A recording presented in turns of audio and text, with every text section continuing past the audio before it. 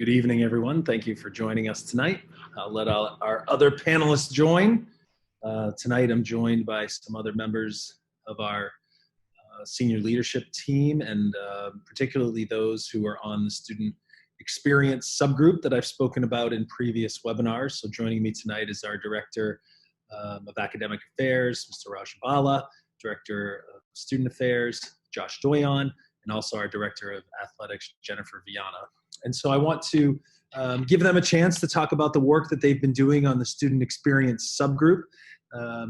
As I've communicated in the past, we want to be transparent and communicative with our parent group, talking about our Bring the Penguins Home task force, what we're working on, conversations that we're having. Unfortunately, 2 weeks ago, we thought we would get the Massachusetts Department of Education guidelines for K through 12 shortly after the last meeting. We were thinking that would come around June 16th, 17th was the scheduled draft release for that document. That took a little bit longer than anticipated. It was actually released today by the state. So late this morning, we received that. We've been doing preliminary reviews, have it out to our various subgroups, so aren't able to incorporate that into the presentation this evening. But do want to let you know that we are reviewing it, and also want to let you know what our thoughts are up until this point. As we approach bringing the Penguins back to campus in the fall. One thing I do want to let you know is beginning next week, and you'll be getting this in the communication after the webinar, is I will be having office hours weekly for parents to join, just about questions that they might have in particular as we've done these webinars over, and I'm also doing the same thing with faculty and staff, and because as we've done these webinars over the past few weeks now, what I've really seen is it's great to answer the questions in a broad sense, but sometimes there are specific questions for a small group of students, and I thought maybe it might be best if we could answer those questions in a more intimate environment, in a Zoom or something like that, rather than in the webinar format where we can have direct conversation back and forth. So I'll be incorporating that into the communication next week, and will be available for you. And perhaps as time goes on, I'll bring others into that, but I also know that our administrators on tonight will be talking about their own office hours as we get closer to the opening of school. So we really want to, again, as I've said in the past, create that bridge with our families, that communication, that two-way conversation, so that what the direction that we're headed, what we're thinking, how we're approaching the year, and how we're incorporating best practice into what we do, and that you can ask questions and be part of that process along the way. So before I give Raja the floor, I just want to give a brief update. I've given a pandemic updates in Massachusetts on the previous webinar, so just want to give you a few stats as before we approach. And so this is the data as of today. Number of cases in Massachusetts continues to trend in a positive direction. You can see there as of today, the number is still going in the right direction, which is great. Our governor has been methodical, conservative in his approach to dealing with COVID-19, and I think that's really resulted in the positive trend and results that we're seeing, and probably resulted in the delay of the Massachusetts K-12 plan, but we also know that there is some thoughtfulness behind it and some planning, so appreciate that as well. Going on to the number of deaths way down as well. Continuing with hospitalizations, continuing to decline, heading in the right direction as well. When we first started these webinars back in May 21st, I believe, it was, here, and even since that time, from, before then we saw positive trends. Since then we've seen positive trends, so we're optimistic about that. And then number of positive tests each day is really declined, where, we saw on May 2nd, 7-day average of 16.39, and really that's dropping below 2% as of today. So did want to give that update as we start the evening, just so you know where we are. Ashburnham still, is, as I said before, has an advantage that we've had a low number of cases in total since the beginning of this. Very isolated community, which plays to our favor in terms of COVID-19 and the number of cases. So that combined with the trending data has us optimistic this evening. So I will pass it off to Mr. Bala, Director of Academic Affairs, and he can talk a little bit about what the academic portion of the student experience subgroup has been working on. Raja? Thank you, Randy. I am keenly aware that this is my first opportunity to be in front of some new families to the Cushing community, and I just want to begin by extending our warmest welcome to you. The last time for returning families that I was in a webinar participating in this fashion was as we were unveiling our plans for remote learning in the early spring. And it's with that context in mind that I would also like to take the opportunity to acknowledge all of the hard work and dedication from the faculty, as well as the students for their partnership in making that experience as successful as it was. And keeping that experience in mind has certainly helped us to plan, and it's really informed much of our thinking about how to prepare for the myriad possibilities that the fall presents. On one hand, it validated certain principles that we identified early on, and again, it continues to inform our priorities moving forward. And so I would like to begin by highlighting what some of those are and continue to be at this current time. Randy, if you could cue the next slide. So some of those principles that are certainly central to everything that we are considering right now are flexibility, accessibility, and intentionality. The idea of flexibility is key in terms of, again, just trying to fathom the host of variables that could present themselves and thinking about a range of plans that will allow us to have a plan in place. And sort of central to that is the understanding and recognition that there will be those within our community that are unable to be on campus at the start of the school year. And so having the flexibility to be able to return throughout the course of the fall is certainly a goal.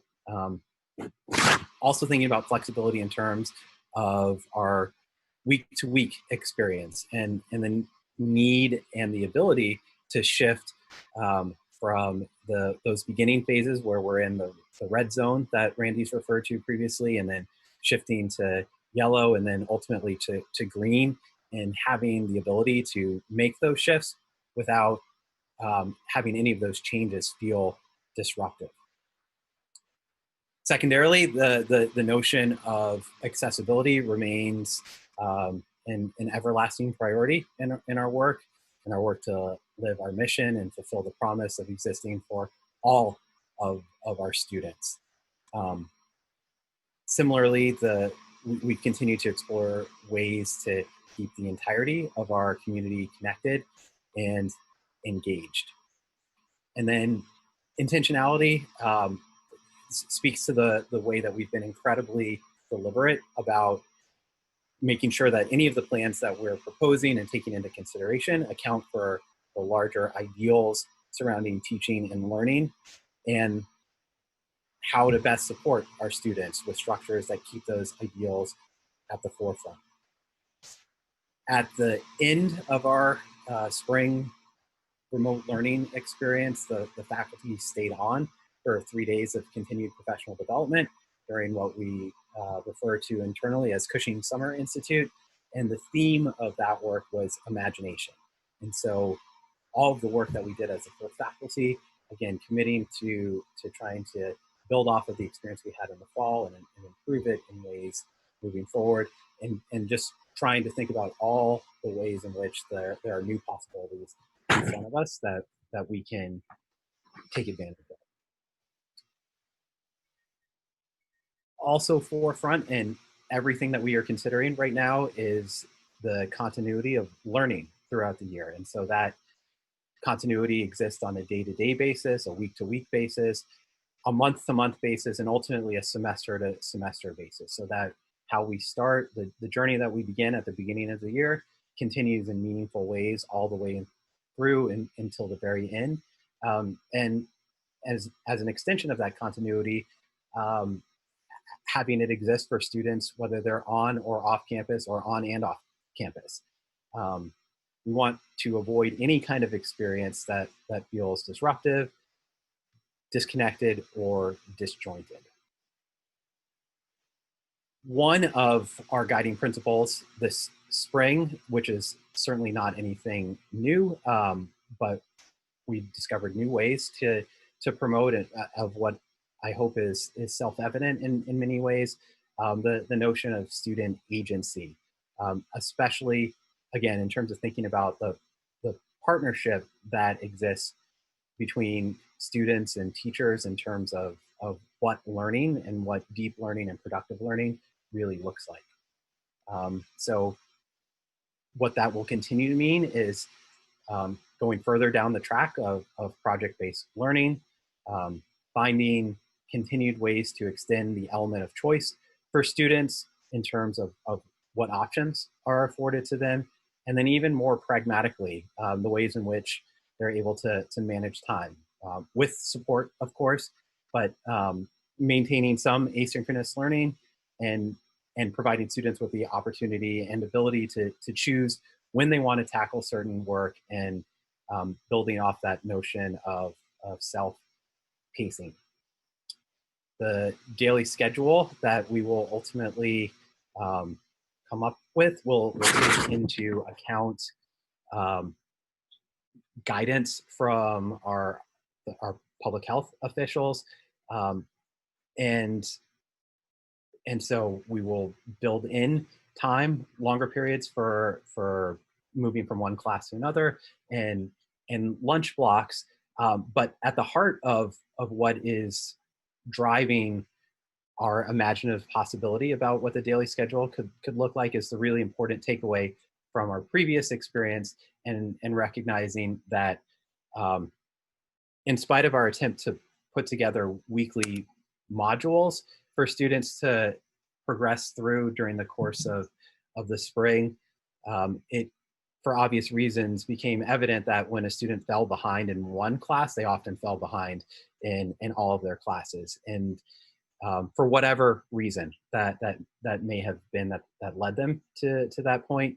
And so that also made catching up more difficult and more of a challenge, because the amount of work became exponential with each passing week. And so thinking about ways that we could support students and avoid or alleviate some of that reality, we've started to think about a staggered schedule that borrows some principles from block scheduling, but the basic concept that would allow for classes to meet for varying weekly intervals with very clear designated built-in pauses. So hypothetically speaking, your English class might meet for 4 weeks straight and then pause for a week or two, while during that time another class ramps up a little bit. And so this staggering of all classes would mean that only rarely would expectations be extending across the entirety of a student's schedule. And we hope that that will be more manageable with the goals of building in those intentional breaks to avoid cognitive overloads, to help all of us pace ourselves during the duration of the fall semester, and then to allow for that additional time to catch up if needed. Again, we really want to maintain some sort of combination of synchronous and asynchronous learning, partially because of the understanding that our students will be living across the globe, but also in recognition of the value that that combination brings, and the ways that different learning outcomes and experiences can improve those outcomes. And so whether that's by way of blended learning or finding ways to build upon the model of a flipped classroom, all of us are eager to continue to find ways to hone our craft and continue the learning curve from the spring, and that that includes faculty and students, in terms of being able to continue to take advantage of the different opportunities provided by asynchronous and synchronous learning. And then coming full circle to the idea of flexibility, again, understanding the importance for students to be able to transition into our community at various points throughout the fall, and to have that entry be as seamless as possible in terms of the foundation that they are bringing with them, based upon the way that they are able to participate in the learning experience that we're providing until they're able to get to Ashby. Randy, if you could go on to the next slide. As a commitment to continuing to provide professional development for our faculty under the leadership of Randy, along with the support and approval from the board, resources were allocated for all of our full-time faculty to participate in this professional development opportunity provided by Duke, that will lead to, again, all full-time faculty members earning an online certificate in ways that really validate the experience that we had in the spring, and then deepen our understanding of the best ways to promote those overarching goals, and ultimately understanding, continuing to understand and explore what best practices look like.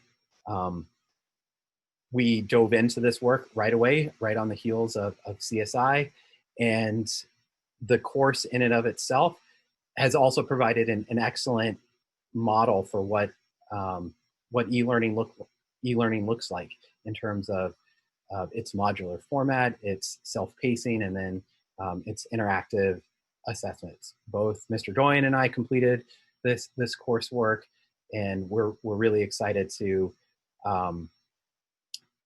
have this be a foundation that we can build upon with the rest of our faculty in the fall, and continue discussions about pedagogies. And so this was our kickoff in charge for the summer, in an all-in approach to make the experience for the fall be as best as it can be. Looking ahead to the fall, this is really the rough outline of the learning experience that we are trying to provide, especially in terms of how we are optimally allocating time. And so that experience looks something like carving out 13 weeks in the fall, transitioning into a winterim of some sort from Thanksgiving until early March, and then concluding the year with 14 weeks on campus. The idea of the winterim would be a bridge that helps, again, emphasize that continuity of learning between the fall and the spring. And this overview in terms of week also helps us take into consideration ways to maximize breaks for all members of our community in terms of the need for rejuvenation, but also providing the flexibility for safe returns. And again, coming back to that idea of continuity of learning. The color bars on the bottom, sorry, Randy, you go back for a second. The color bars on the bottom represent those phases that we continue to talk about that reference the dimmer switch, where when we are all back together, those beginning stages of red are where we are in our strictest protocols, which Mr. Doyen will speak to a little bit coming up. And the incentive here is that the sooner we get through the red, the more weeks of yellow and ultimately green that we're able to spend together in all of those familiar ways. Looking a little bit more specifically about what that might mean. And here I cannot emphasize strongly enough that this is all potential at this point, that we are still far from finalizing, but understanding the need to plan and the importance of planning. And on our end, we're certainly feeling that same need to get these dates nailed down.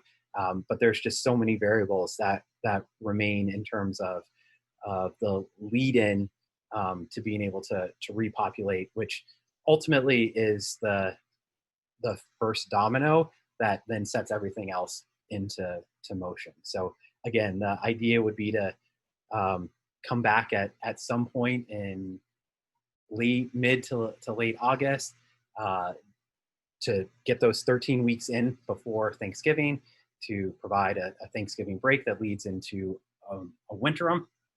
And here I'll talk a little bit more about the notion of winterim, which again is still very far from being realized, but it's certainly an exciting way to re-envision new learning opportunities for us right now. And it also potentially gives us a structure and a format to take into additional considerations, different ways to de-densify the population. And so there are a number of different models that we're discussing right now, which could include having some portion of our students on campus, varsity athletes, for example. But the goal of de-densifying our population during those months, which are likely to be the hardest transition, and continuing to provide meaningful and new learning opportunities for students that connect their experience from the fall all the way into when everybody is back on campus in the spring. Taking a step back here, if you could go on to the next slide, Randy. I want to, again, understanding that that there are many people participating tonight who are new to Cushing. I wanted to take this opportunity to introduce the academic office and my team of colleagues that are partnering in all this work that we're exploring right now. Dr. Jennifer Willis is Cushing's Director of Teaching and Learning. She also oversees the Academic Support Department, and she works most specifically with ninth graders and new academic support families. Dave Stone is the veteran leader of the academic office. He's the Associate Director of Academic Affairs, and he's also the Dean of Faculty, and he works with 10th grade and 11th graders. And then Pam Streeter is our registrar. Anything related to grades or transcripts, she is really the one who manages our office, and it's her voice that you're likely to hear when you pick up the phone and call with a question. She's a great source of information, and she will certainly get you pointed in the right direction if you need any help.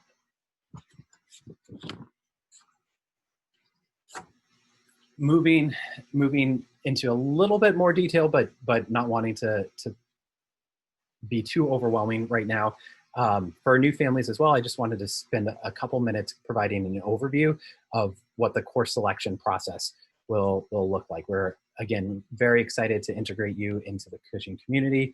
A series of forms will go out next week, early next week, to families. The one that pertains to academics is the course selection form. And on that form, which will be completed electronically, you will see a series of drop-down boxes and menus that should be fairly self-directed, but I would also encourage you to take a look at our course catalog online, which can be found under the academic tab on our website, just to get a sense of the multitude of offerings that we're able to provide and what the general sequence of curriculum looks like. That said, we also pride ourselves on our ability to tailor highly individualized student schedules. And we, Dave, Jen, and I work most closely with seniors and postgraduates, but we're really excited and eager to help in this process. And we are always a call, a Zoom, or an email away. And then we'll also, as Randy alluded to, have some regularly scheduled office hours where if there's any help that's needed in this process, that we are available. To that end, I would like to put in a little bit of a plug. Sorry, Randy, if you go back just one more second, especially for new families to finish up the paperwork and process of getting final transcripts sent to Cushing. Having those documents are really useful for us in the academic office in terms of being able to think about an immediate plan, but also think about the more long-range plan for however many years that we get to have you at Cushing. And then lastly, this slide that is depicting is a visual of our LMS, our learning management system, which is we refer to as My Cushing. This specifically is a screenshot of the progress tab. It's from this past semester, but for returning students, you'll recognize this, and for new families, you will soon become very familiar with all aspects of My Cushing. It's the warehouse for the entirety of your experience, where you can find resources for a range of subjects, but also as far as academics are concerned, this is where schedules lived, where progress and grades can be accessed, and then nightly homework as well. Currently, it's fairly empty right now in terms of what the new year looks like and what's concerned there, but that will be rapidly changing in the coming weeks. And by mid-July, information will become more and more apparent as we gear up for the start of the year. So again, to new families, welcome, and to returning families, we're eager to welcome you back as soon as possible. And from here, I'll pass the torch to Mr. Doyen. Great, thank you, Mr. Bala. I'd like to just say thank you for everyone who's joining us on this Thursday night. It's great to be able to have an opportunity to share with you some of our current thinking and really a lot of discussions that we are starting to have as we are looking to repopulate our campus, and really think about how we are, as the theme of these webinars have really been, how to really bring the penguins home. And so this is kind of, so you'll get a sense of kind of what our plans are. Randy, as Randy switches us to the next slide, we are really been driven by this question, right? How do we prepare for the opening of school while preserving the key components of our community? This has really been our driving or essential question as we're really starting to think about what the fall looks like, and ultimately too, how are we really supporting the health, safety, and wellness of all the members of our community? And one of the answers that keeps on coming up as we have this question here is we have really realized that our community is built upon the support of each other and the connections that we're able to develop. And this is, part of the forefront of our minds as we are thinking about balancing some of these ideas of social distancing or starting to balance, just what campus will look like. And so part of this right now is planning. Other parts of this right now is preparation. And we're also looking at training and education. Part of for us to ultimately be successful as a community and to make sure that this experience for all of our members is going to be fruitful, we ultimately know we have to take a layered approach. What we have learned about COVID and what we have learned during this pandemic in the last few months is that we know that there's not going to be a silver bullet, to solve where we are currently. But really, we need to be focusing on our actions each and every day, which is going to help really define our community, which is going to help protect our community, and is going to help sustain our community. And then once we have a clearer sense of the guidelines and the expectations, that are being set by our local and state officials, we know that these are really going to start to shape the year. So we're going to really look to engage our student leaders, whether those be our proctors, whether those be our class presidents, whether those be our class representatives, and we're really going to be using these student leaders to help really create the social and cultural norms that are going to define the fall, but also is what makes this Cushing experience so unique. And again, right, as we are always trying to answer kind of that driving question or essential question, we're always being guided by our mission. We're trying to be informed by our students, and we're going to see how this is ultimately executed on campus. The other thing that we're really starting to realize here is that we are realizing that every member of our Cushing community will have to adjust in some way.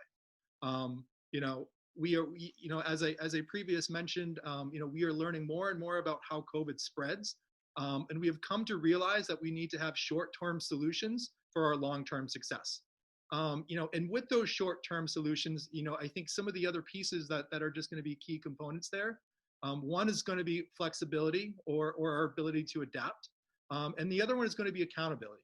And our expectations and the guidelines that we're adhering to today were not the same that they were in March, and they will, and we can't really anticipate what they will look like in August or September or October or even throughout the whole school year. So we are anticipating many different changes and just many different challenges, as they arise. But this is also our thinking along the ideas of this dimmer switch that we have talked about, throughout the course of these different webinars, where we know at some points, we may have to be a little bit more, focused on, the current guidelines and restrictions. And as time goes on, there will be opportunity to loosen those, and we will look, to make sure that we are following as many proper guidelines as we can. And really, right, it's our communal focus and it's our communal goal. It's as much as we are able to adapt to these as the week progresses, we're going to really ensure that all the steps that we take each and every day, each member of our community, as they start to take these, will really start to set this whole entire community up for success. And while we know we're going to have to adapt, and while we know we're going to have to adjust, I think one of the other main key features that has always really popped up here is that, our campus supports are not going to change. So our focus on our students' academics, our focus on our students' personal health and well-being, and also their personal successes. Our students are still going to have the ability to work with advisors, to work with their teachers, to work with their coaches, to work with their dorm parents, to work with their academic support teachers, to work with our school counselors, to work with our college counselors, and every member of our whole entire community. We really started to see what this process would look like during the remote learning that we're just coming out of. And we're confident that we can build upon this and still make sure that our students are being connected, still make sure that our students are being supported, and still make sure that, and also making sure that our students are going to continue to grow. Again, just as we move forward, right, it's this idea of health, safety, and wellness, and the well-being of our community, which is going to be at the forefront. The other piece that we're really starting to engage in is thinking about what are the safest possible protocols in the fall. And as Dr. Bertin has spoken to, you all during some of our previous webinars, we are exploring the idea, and we do feel confident that testing is going to be just a part of our program. And if it is a part of our program, students could likely expect to be tested prior to arrival, upon arrival, and then or at some point shortly after their arrival. And we're also starting to explore the idea of health screens and what these daily health screens would look like for our students, for our staff, for our faculty, and for all the people who are coming to our campus. And some of this may be a daily temperature check. Some of this may be a questionnaire, health-based questionnaire. But again, right, we are really focusing on each and every day on again the health, wellness, and safety of our overall community. The other piece we're exploring as well, and we're working a lot with our campus operations and logistics subgroup, is how to best use our dining hall. Food is very important, for all of us, and we are really starting to understand how do we accommodate our community in this space, to make sure meal times are available for everyone. And this may expand to some grab and go options. This may expand to students eating at certain times. But again, right, this is our main focus, to make sure that our communities is ultimately being fed and they have really good options for lunch, dinner, breakfast as well. One of the things that will probably happen though, and I'm sure our returning students will be a little sad to hear this, is that just due to the size of our dining hall and just due to the numbers, it is likely we will not be able to continue a community lunch, for instance. But we again are working with Brock, our food service provider, and with our campus operations and logistic task force to see when and where we may be able to have our community come together to make sure that we still are preserving and reserving some space just for more community time.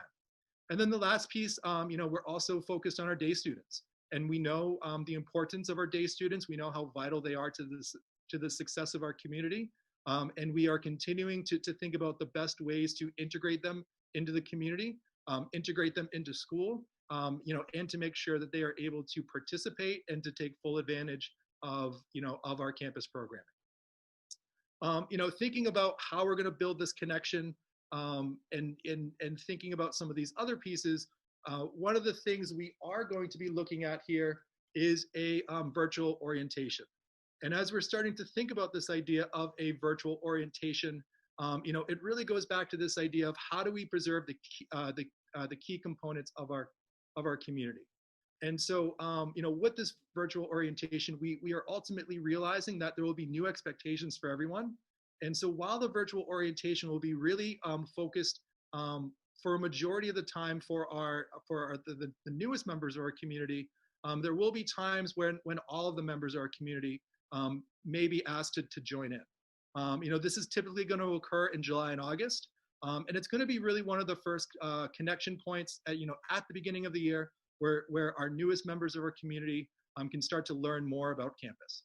They are going to be able to meet some of their classmates. They're going to be able to meet our student leaders to really start to develop some connections and really start to know some faces before they come to campus.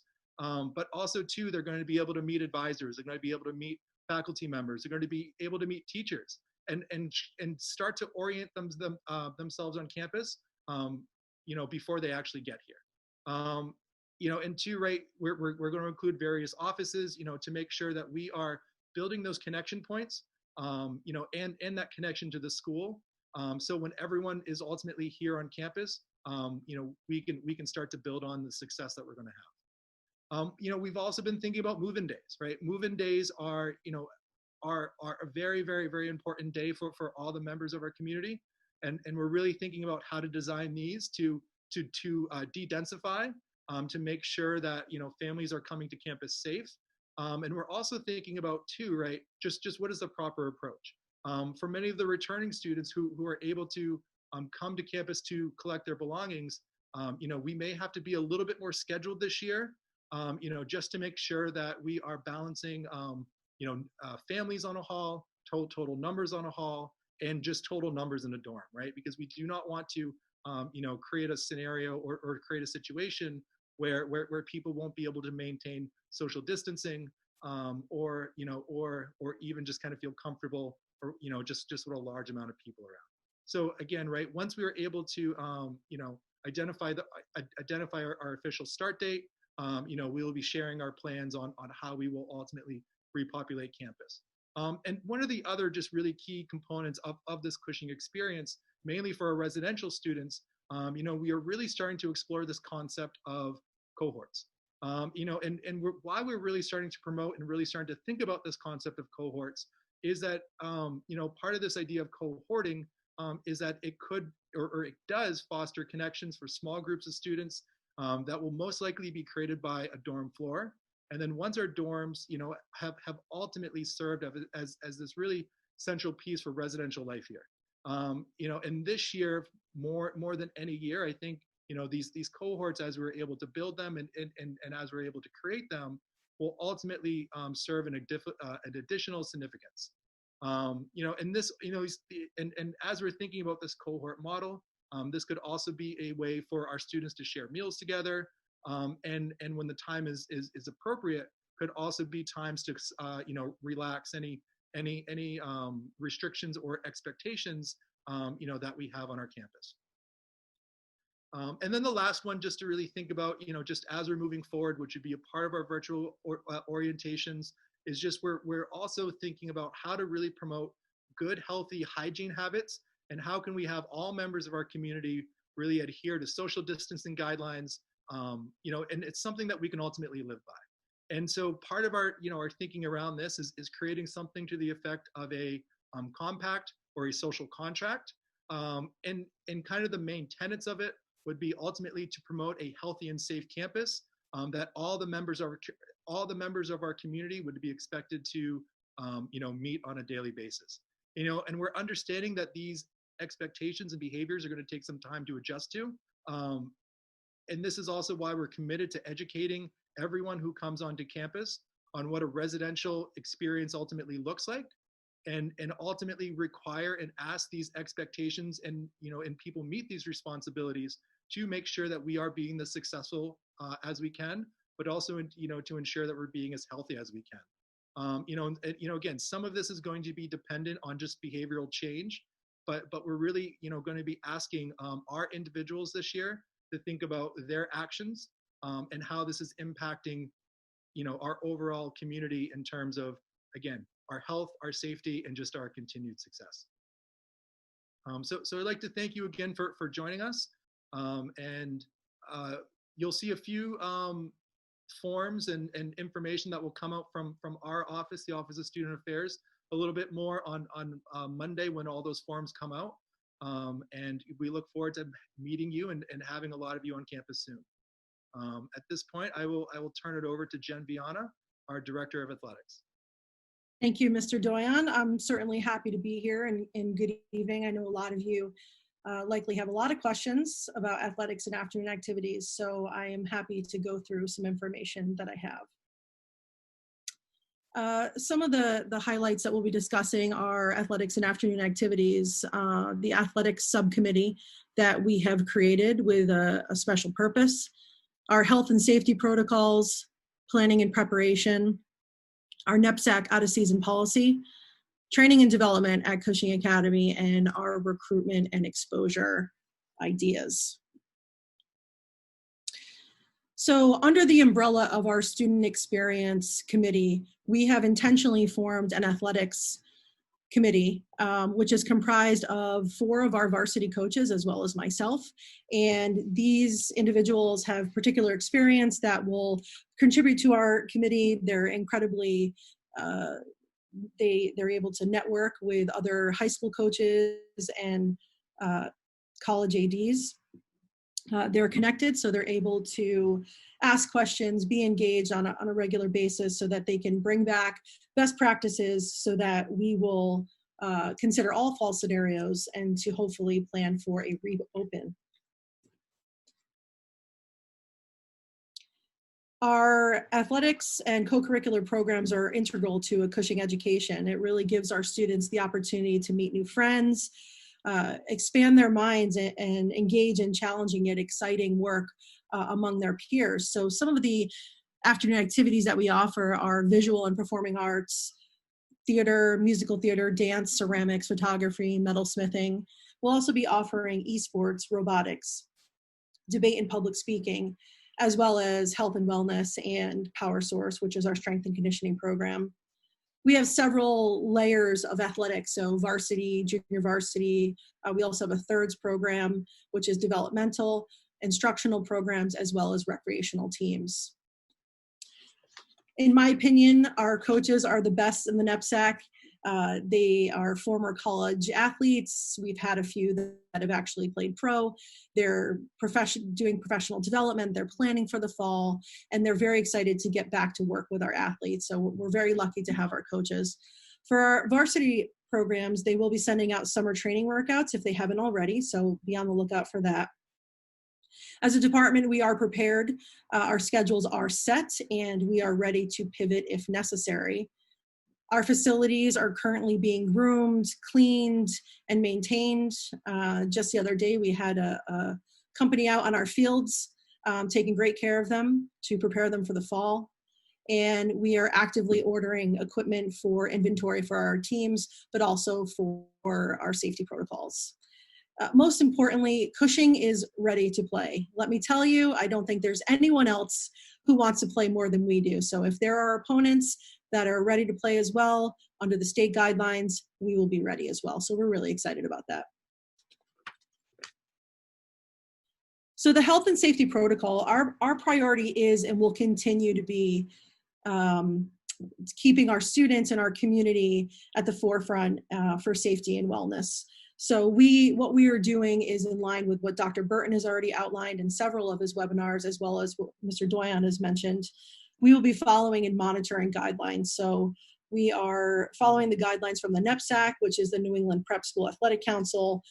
Under that umbrella is what's called SMAC, which is the Sports Medicine Advisory Committee, the Massachusetts Interscholastic Athletic Association, or the MIAA, the NFHS, which is the National Federation of High Schools, the NCAA, and youth programs. So we will be sure to practice safe physical distancing, washing and sanitizing of hands, wearing masks, and engaging in smaller pods as directed, and then larger team activities when we are allowed to do so and we're advised. We will certainly incorporate time into our schedule to be able to sanitize the equipment that we're using and the spaces as well before and after use. And we'll also be using outdoor spaces as much as possible. So our teams will be out there that play outside, but also being a bit creative, and perhaps health and wellness and Power Source can go outside as well and take advantage of the ample space that we do have. But we'll also be providing necessary safeguarding equipment. So it could be face shields, touchless water bottle fill stations, and appropriate signage for social distancing as well. Just recently, the executive board and the ADs voted on a NEPSAC rule, the out of season policy. And in the event that there are no interscholastic athletics this fall for 2020, the following changes have been approved. So the allowable number of athletes that coaches may train at one time outside of their sports assigned season will increase. Regularly scheduled, supervised out-of-season workouts will be allowed, so coaches will be able to be physically present with their student athletes. And out-of-season workouts may take place at any time, including during regularly scheduled afternoon programs. So this policy is designed if interscholastic athletics does not operate this fall, but also if our schedules are altered in any way. So we're really excited about this policy. We will take full advantage of it. An example of how this might work is a field hockey student athlete who also plays ice hockey, or a football student athlete who also plays lacrosse. So we will support these student athletes. We will be creative with their schedule and allow them to be able to participate in their passions on a rotating schedule. So for training and player development, our student athletes will have certainly more individual time and team time that will be sport specific with our professional coaching staff, who I believe our student athletes will leave here better players than when they arrived. Our student athletes will have full access to strength and conditioning coaches, whether it's an individual training program, a team program, or sport specific, as well as our athletic trainers, who will provide medical assistance as well as rehab. And those groups will also fall under best practices and health and safety guidelines. Our student athletes will also have full access to our athletic facilities. So it could be on the fields, the ice, on the basketball courts, the tennis courts. And what's nice about this is that if you have time during the day in your schedule, then you would likely have time to be able to use these facilities as well. So perhaps more training than you've even had in the past. And we're certainly going to take a holistic approach in really developing our student athletes and to help assist with them becoming more well-rounded. So incorporating ideas such as nutrition, sports, mental training, agilities, fitness, and strength training into their training regimen. And again, the opportunity to train with their out-of-season teams. Our student athletes have a lot of passions, and to be able to work with them, get better, but also be able to be with their teammates and bond out of season, which will be great. We understand that for many of our student athletes, this is a critical time of year where they're looking to be recruited and have exposure to college coaches. So we've come up with some ideas that we're considering, which is live streaming our games, practices, and skill building sessions. Our coaches are well versed in the recruiting process. They understand the landscape, and they will certainly be assisting and advocating on behalf of our student athletes. One of our plans might be to invite college coaches to campus to observe workouts and skill building practices and games. Assisting the student athletes that are looking for highlight videos is something that we should be able to help them with, and then potential round robin tournaments. So these are some of the ideas that we have to give our student athletes exposure, to help them with recruitment, and we will continue to see how else we can best support our student athletes. So Cushing is ready to play. The fall may look different, but there's really no better place to be than Cushing. We are prepared, we are ready, we anticipate welcoming you back to campus, and we certainly look forward to giving them a meaningful and valuable experience. So thank you for your time, and I will move it over to Dr. Bertin.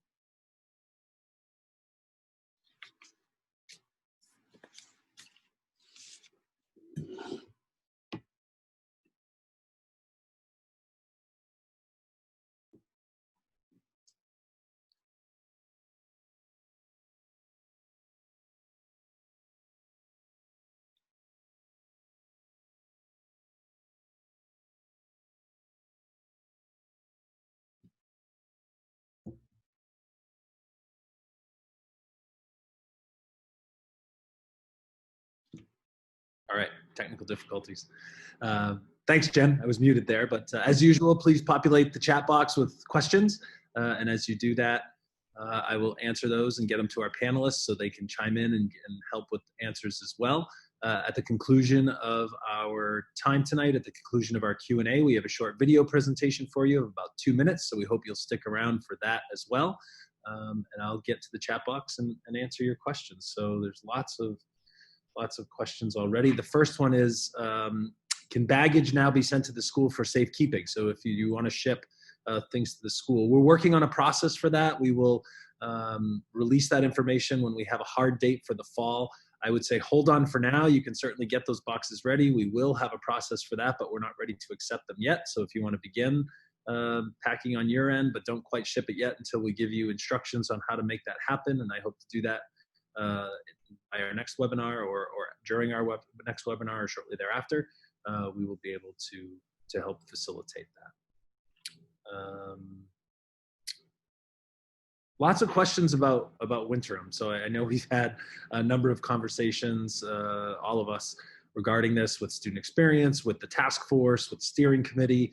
And one of the reasons we're thinking about that is it really began as from a medical point of view with our epidemiologists, our infectious disease physician, our own medical team, and our boarding school doctor who we brought on board as well, looking at flu season, looking at any time there's a cough, a cold, a fever during that time.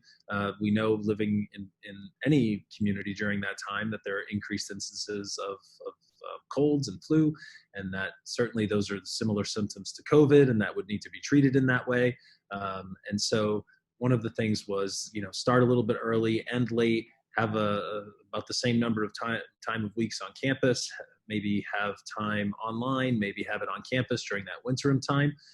We're not quite sure exactly what that's going to look like, but we'd like to divide at first, at least talk with you and communicate with you that we're looking at dividing up time that way and having those 2 semesters in a Winterim academic period as well. What that looks like, how it's going to be, we're not sure, but some of the questions here are mostly about, is it online, our kids on campus? And what we really are approaching it like, as we are with both semesters, is it could be a hybrid approach. So really allowing, during that cold and flu season, if there's a chance to de-densify campus, here's our opportunity to do that. If athletics are playing, we of course will continue with athletics if that's happening during that time, and perhaps those students would be here, and we'd have a hybrid model where other students could be online. So we're really not 100% sure of what that would look like, but those are the conversations that are happening now. That's how we're looking to at least divide time to get it in that fall semester before flu season, to begin the spring semester after, to support that learning in between with a Winterim time period,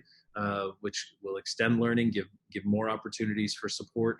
We could have some creative options, but we're not really 100% sure what that will look like, but those have been the conversations. Raja, anything you want to add to Winterim and what we've been talking about? You're on mute as well. Thanks, Randy. Now, echoing much of the uncertainty that you spoke to, from our standpoint in the student experience committee, and then diving further into the realm of the academic office, we are really exploring this as a way to enhance learning opportunities. And again, what I kept referring to as the priority of continuity of learning, and thinking about ways to add on to the learning experience in the fall, as a way of also preparing students for the direction that will go in the spring. And so to be able to think about building those opportunities from the ground up is really exciting. In previous times within recent years, actually, at Cushing, we had trimesters, a fall, winter, and spring trimester. We switched to semesters a handful of years ago, and so ultimately it sort of comes down to, again, thinking about the ways that we can allocate time to best support, again, from the academic standpoint, learning outcomes, and that includes building upon all the hybridized options that would be before us. Yeah. Again, when we approach, and I've said this in previous webinars, looking at the comings and goings to campus, how many times we want the entire community to enter and exit. And so that's another portion of this. But it doesn't mean, I see a question here. So does winterim mean no winter sports? And actually means quite the opposite. If there are opportunities to play, as Jen spoke about, and if those sports, which we hope will happen, it's a way to ensure that we have the opportunity to still have hybrid learning and have athletes on campus or other groups, if needed, on campus, and others not. But again, uncertainty is the word of this pandemic, and that we're planning for all scenarios, all outcomes. It's why we have hybrid learning right from the get-go if international students can't come due to travel restrictions. And it's also why during flu season, we want to make sure we can maintain all of our offerings, whether it's athletics or other co-curricular offerings, and enhance the academic experience while still managing the reality of the pandemic.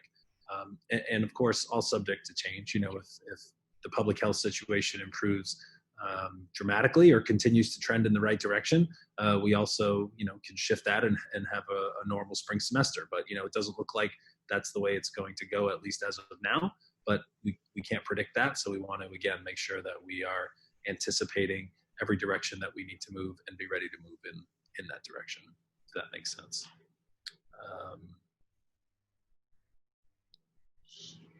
So I hope lots of questions about winterim and sports. I think making sure that you're aware that it allows us to be flexible in every way.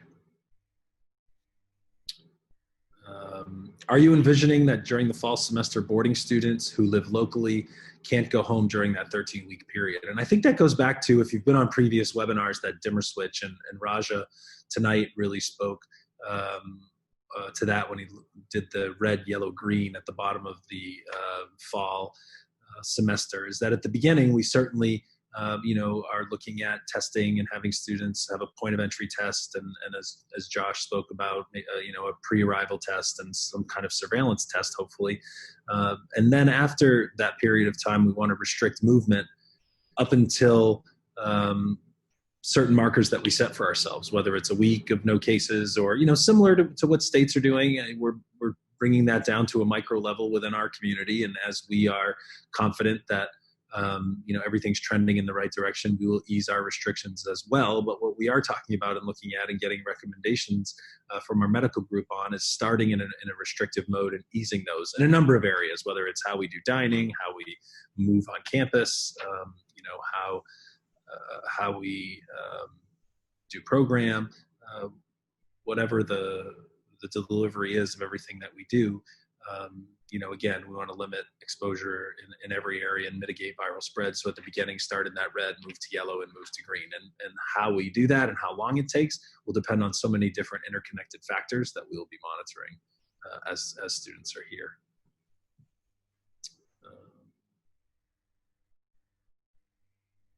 Jen, a question about sports signups. When does that typically happen, and are we thinking about doing it earlier?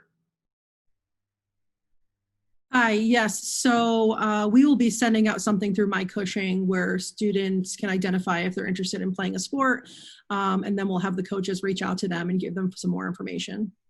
Okay. So short. Sorry, I cut you off there. Soon. In July. Super. July timeframe.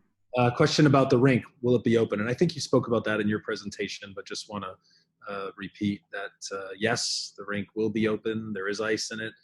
When students are back, we don't have outside groups, especially when we're in the red, unless, it's something that we really vet.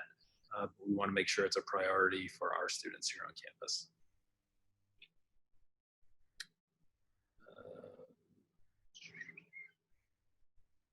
When will students be getting forms? Those will go out early next week. We're targeting Monday. A number of forms. You'll get an email from the admissions office, I believe from Catherine Pollack, Associate Head of School, who will highlight that process. And then you can log on to Magnus Health, which I spoke about last time, which is a way to collect that information, not only health forms, but all the other forms, which will come back to us. And as I also said, as a parent, I know we tend to do things last minute sometimes, but really this year, we'll be chasing those forms pretty hard to make sure we have all the data in as early as possible to be ready as possible for student arrival. When will the final plan for fall be communicated? We want to do that as soon as possible. Waiting on those Massachusetts state guidelines was one factor. So we did get those just today, as I spoke about at the beginning of the webinar. We'll be continuing to review those. We want to say early July, shortly after the 4th. There's another webinar 2 weeks from tonight. I think by that time we'll have a better idea. Not going to peg ourselves to that date, but hopefully then or shortly thereafter. We will communicate final plans, arrival, what that's going to look like, testing strategy, athletics, at least as of that time. I mean, what we're going to do is communicate what we know 100%. And then obviously for something like athletics, if that guidance doesn't come until early August, then we'll continue to stay updated. My plan is to continue to do these webinars bi-weekly through the start of school. So once we have more information, we'll be able to share with you in that venue. As I said, I'm also going to be opening up office hours for anyone to drop in and have individual conversations with me starting on Monday, which you'll get by email. And so that'll be another way that we can communicate. We can get you the latest information on guidelines and what we're able to do.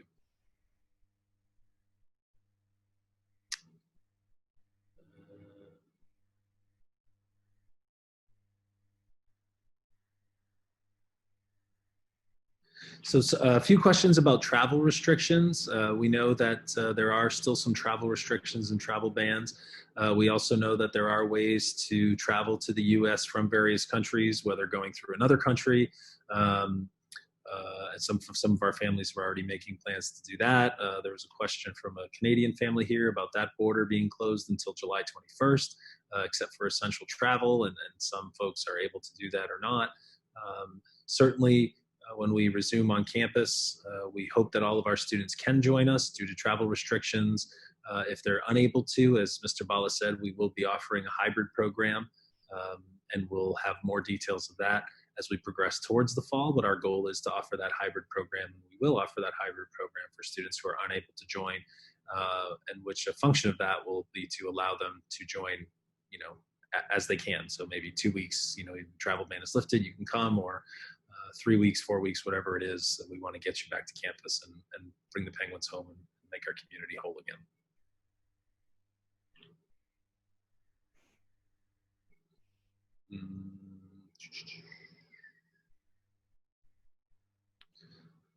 Lots of questions about exact school date, which we answered.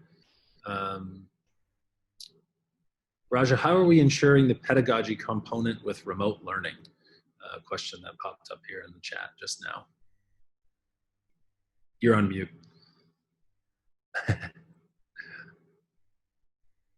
sorry, force of habit. So part of that is definitely the professional development that we have provided to faculty from the very beginning of our entry into remote learning. There's lots of work behind the scenes. Jen Willis was integral in helping us design a model and working to support faculty and really laying the foundation with a week-long in-service that kicked off our remote learning in the spring. And then we continued to meet as a full faculty throughout the course of those 7 weeks, and departmentally to talk and process the experience that we were having to use each other as resources. And that work has continued, again, highlighted through the online teaching certificate that all faculty members have earned through Duke. And conversations continue from there into the summer, and that will be in an ongoing place where any time that we get to talk about teaching and learning as a full faculty, that's exciting to us. And so being able to use the experience that we've had along with envisioning new opportunities for ways to improve, we are committed to continuing to, like I said before, honing our craft and finding ways to fully optimize the best of all the resources that have been exposed to us throughout this process. Great, thank you. Another question says, we mentioned staggered arrival dates. If you're in the August 17th wave, what is the student going to do once on campus? Can we request our arrival dates? I think that was a miscommunication there. When Raja put up the dates of August 17th, 24th, and 31st, that was a first day of class option potential. As I said in the webinar last time, our scheduled date prior to COVID for the start of class was September 7th. Certainly, if we can get everyone on campus and begin, we want to do that sooner rather than later, given flu season and its emergence in the middle to late November. So what those dates are potential first day of class dates, which we will communicate once we have a hard plan for the fall. What's likely to happen is that we would have staggered arrival dates before that start of class. So for example, if class started on August 31st, there would be arrival 3, 4, maybe 5 days before that, staggered over a couple of days. If it started on August 24th, there would be staggered arrival on, say, August 20th and 21st. And then before that, we would probably allow international students to quarantine at a location nearby for 14 days. So that's what that meant when you saw those dates. Those were actual first day of school dates. And we know certainly our teachers join the feeling, and everyone here, I'm sure, that no one wants to give up those last few weeks of summer. Although in COVID environment and in this pandemic, we ask everyone to be flexible, and hopefully this is just a 1-year calendar swing, and we'll be back to starting after Labor Day next year.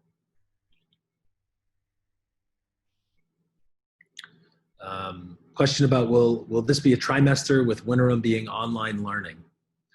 Again, Winterim would be a hybrid, just like the other time of year. We would just then figure out who would be on campus, who would be off campus. We know there's a lot of moving pieces with all of the different families who attend Cushing, and so this would be a way to meet the needs of everyone in the best way possible. Will room and board tuition be affected due to Winterim? Well, the nice thing is that the time on campus is actually very similar to the time on campus otherwise. So if you notice, there's no break in the middle, right? So in the fall, we would normally have winter-free weekend. We would have a couple of days off. We'd have a couple of short weeks. And so this would be 13 straight weeks of school, followed by online Winterim, which would be longer than a typical fall semester.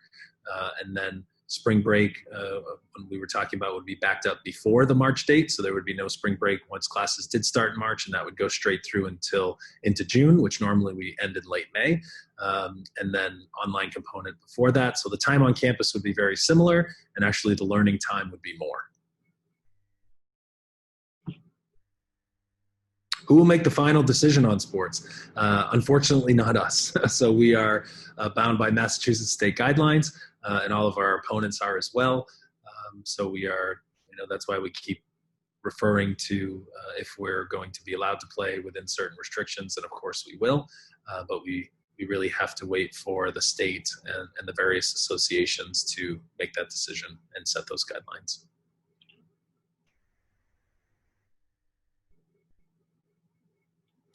Coming home on weekends. Again, at the beginning of school, we're going to restrict the first few weekends. Depending on public health, could be more, certainly. But we want to limit the comings and goings on campus. The real plan, the real objective for us, 1, 2, and 3, are, of course, health and safety of our community. We want to protect, especially those who are most at risk in our community. Of course, preserve the health and safety of everyone, but knowing the nature of this virus, those that are most at risk also need to be in mind. We want to be able to open and provide the same programs to our students, and we want to stay open. And that staying open is really dependent on what Josh spoke about, is that buy-in from the community, that everybody needs to wear masks. That's one of the biggest ways to prevent, simple cleaning strategies, abiding by all of our requests for arrival, how to arrive, the testing that we will set forward, the cohort model, how we dine. There's so many different mitigation strategies that we can employ when we do, if there is an episode that comes up, how we do contact tracing, how we do isolation, how we do quarantine. All of those different things really take us from, if you imagine a thermometer or a risk, right, of being very high, and masks bring it down, cohorts bring it down, testing beforehand brings it down, testing on arrival brings it down. We really want to keep that bar as low as possible to create an environment here that is as safe or even maybe safer than someone would be at home. And that's our goal. We really want to minimize risk, protect the most at-risk population of our community, be able to open in a safe way, following guidelines, and then be able to stay open.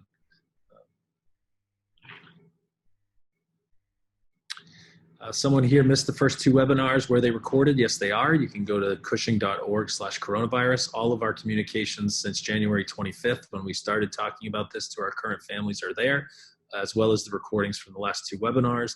The structure of our Bring the Penguins Home task force is there. Lots of information as well. You could always email or call me. I'm happy to chat, and we can talk about any questions you may have.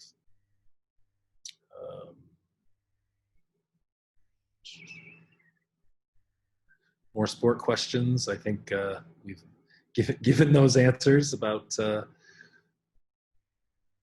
what we know at this time, and we'll certainly continue to communicate more as we learn more.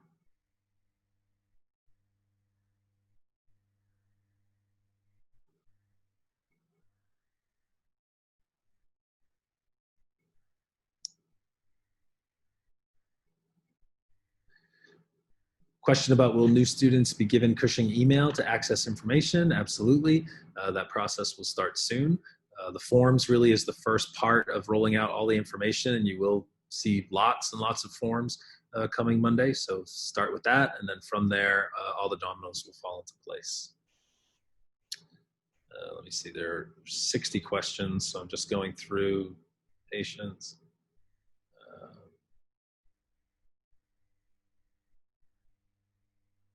Will there be a parents' weekend?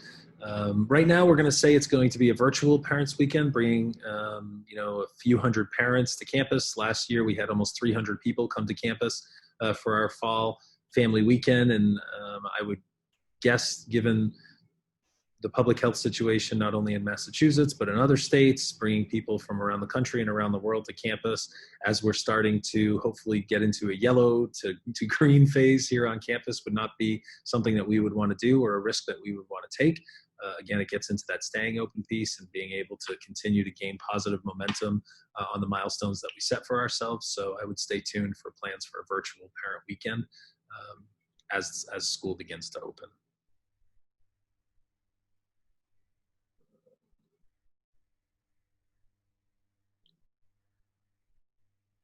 Question about a laptop. Raja, do you want to take that? What you would recommend for students, new students coming in?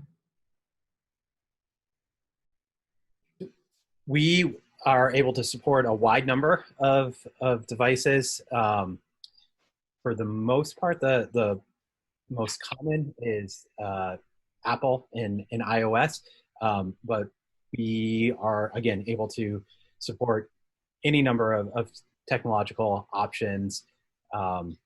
So there are, we can get into more specific answers in terms of parameters, but the simple answer is that really any functional laptop with a camera and microphone serves the purpose.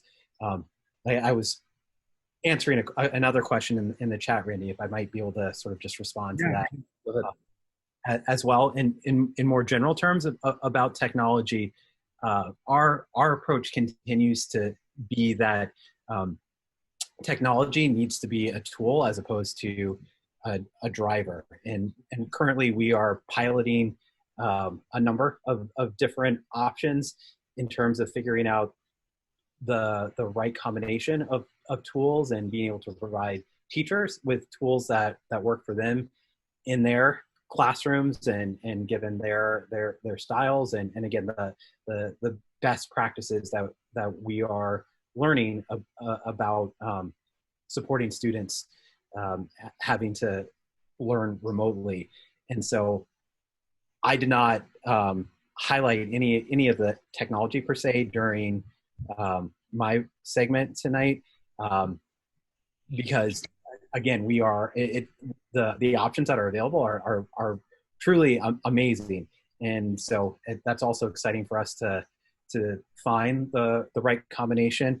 But again, it's whatever tools we put in the hands of faculty will be to enhance their ways of reaching and interacting and engaging with students, as opposed to being the driver of and having the actual pedagogy play a secondary role behind the latest bells and whistles. Great. That's the end of our question and answer. We've almost kept you an hour and a half, so I want to stick to that timeline. What I'm going to do is leave you with a video, so I'll ask our other panelists to mute and turn off their video. I will start the video presentation for you in just a moment.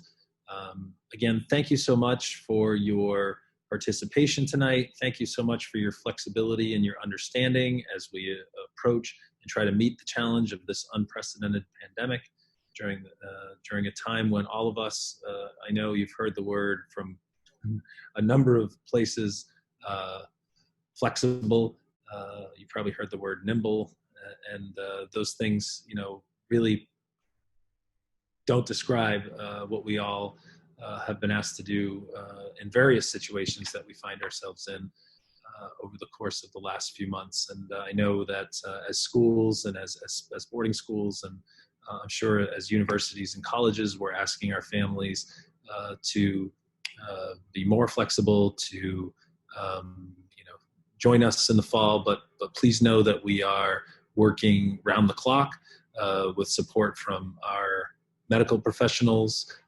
If you haven't been on the last few webinars, we have an epidemiologist who's on the Dartmouth task force. We have a UMass medical physician who's a specialist in pediatrics, infectious disease, and immunology. We have another boarding school medical director joining our group to get her perspective. We have our own medical director, Michael Muchler, who's been Cushing's medical director since 1996. We have Sue Casey, who's our health center director, all joined by individuals who, like the ones who were on tonight, Raja, Jen, and Josh, who are teachers, as well as administrators here at Cushing. or coaches, in Jen's case, as well as administrators. We have our campus and logistics team, business continuity. Bob Machachi, our campus safety director, is also a teacher on campus logistics and operations, as well as that's chaired by Paul Silva, our CFO, and Catherine Pollock, our assistant head, is the chair of our associate head of school, is chairing the student experience. So a lot of conversation daily, a lot of looking at other plans, a lot of really looking at what's best for our community and our culture. And please know that we appreciate your sticking with us during this time, for your child being at Cushing. And I'll leave you with a video presentation, but as always, feel free to contact me at any time. I'll be happy to have a conversation and answer any questions you may have. So thank you very much, and have a good night. The dictionary defines distance as the amount of space between us, but distance does not define us. Some say we can't be close when we are apart, but we are close.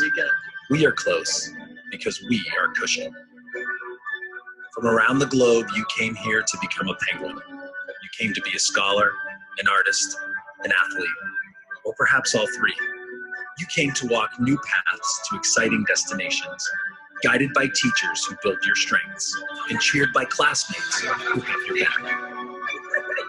At Cushing, we learn together, and we laugh together. We celebrate opening nights of big games. We remember mountain days and birthdays. We forge friendships that will last a lifetime. That's what it means to be a penguin, and it's pretty special. Ours is a school where everyone greets each other with a smile and a wave, where even on your first day on campus, everyone feels like an old friend. Nothing can take that away from us, because the Cushing family keeps us close. You keep us connected. This complex world seems a lot more manageable when we are connected to people who remind us of who we are, what we can do, and what really matters. The measure of a person and the measure of a school is in how we lift each other up. Together, we celebrate successes. Together, we weather storms. We are close because we share experiences, values, goals, and dreams. Wherever we are, even when we aren't on campus, we are always close. We are always penguins.